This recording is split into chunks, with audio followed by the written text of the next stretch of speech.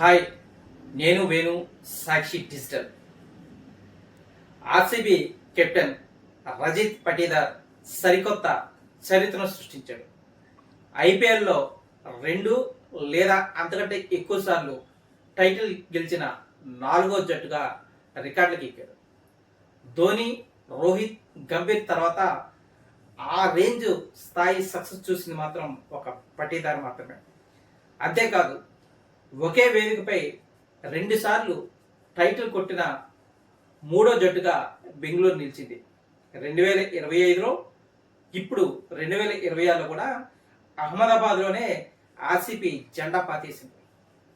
అంతేకాదు, ముంబై ఈడెన్ గార్డెన్స్లో, ఉప్పల్లో, కేకేఆర్ చెన్నైలో మాత్రమే ఈ ఫీట్ సాధించాయి. వరుసగా 2 ఏళ్ళు ఐపీఎల్ టైటిల్ గెలవడం అంటే మామూలు విషయం కాదు. గతంలో సిఎస్కే, ముంబై మాత్రమే ఈ ఈ మ్యాజిక్ చేసింది. ఇప్పుడు దాన్ని రాయల్ ఛాలెంజర్స్ బెంగళూరు చేసి చూపించింది. బ్యాక్ టు బ్యాక్ ఛాంపియన్స్ గా అవతరించింది.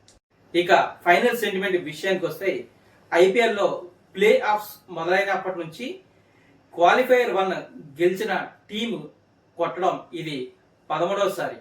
చెన్నై, ముంబై, కేకేఆర్, గుజరాత్ సరసన ఇప్పుడు మన బెంగళూరు కూడా చేరిపోయింది.